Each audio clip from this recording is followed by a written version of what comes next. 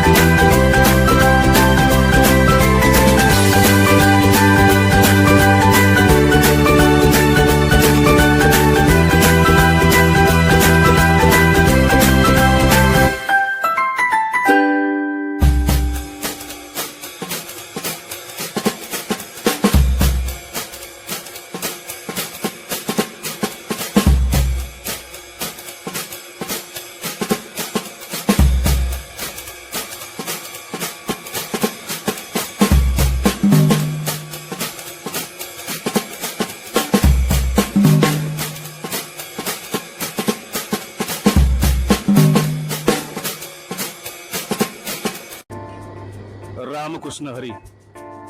नमस्कार मित्रमंडळी, मी आता आलो आहे माधव सदाशिव देशपांडे यांच्या पेढ्यांच्या फॅक्टरीमध्ये.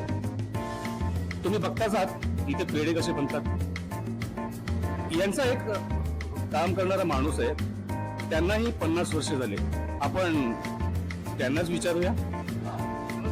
नमस्कार. किती वर्ष झाली तुम्हाला? 50 वर्ष. 72 सालापासून मी यांच्याकडे. 72 सालापासून काम करताय का?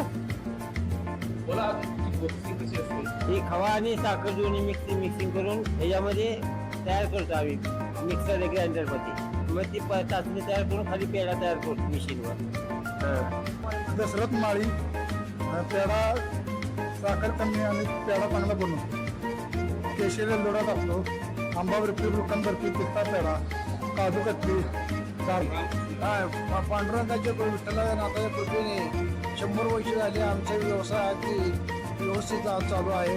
आम्ही पेढा अगदी लोक एका दिवशीला म्हणून मुद्दाम अगदी आपल्या खवा आणि साखर, केशर, विलायची, जायफळ वगैरे घालतो. आता आमची 4थी पिढी, 4 पिढ्या झाले. वडील माधव देशपांडे, मी पांडुरंग देशपांडे, आमचा मुलगा सुहास सागर आणि आता नातू आमचा ध्रुव. हे आम्ही सगळेजण आता ह्या व्यवसायात आहेत. सगळं आम्ही स्वच्छतेने आणि चांगला व्यवस्थित माल चांगला करतो. लोकांना जास्तीत जास्त चांगला द्यायचे आम्ही प्रयत्न करतो. आणि हे कामगार वगैरे आहेत ते सगळे आमचे जुने सगळे माणसं व्यवस्थित सगळे काम करू लागतात. उच्च प्रतीचा खवा, साखर, कमी साखरेचा, केशर घातलेला, विलायची वगैरे, जायफळ घातलेला आम्ही असा पेढा तयार करतो. आनंदाचे जे झाला की मनुष्य आमच्याकडे पळत येतो. पहिला नंबर आला, 5 झाला, चला देशपांड्याकडं. मग परगावरून येताना लोक सुद्धा म्हणतात की पंढरपूरला गेलं तुम्ही काय आणतात की माधवराव देशपांड्याचा पेढा घेऊन या. येताना कुणाला मुलगा झाला तर पेढा न्या, मुलगी झाली बर्फी आणा, निवडून आला तर पेढा न्यायला आमच्याकडेच लोकांनी येतं. माधव देशपांडे पेढेवाले, 100 वर्षांची शुद्ध चवीची परंपरा.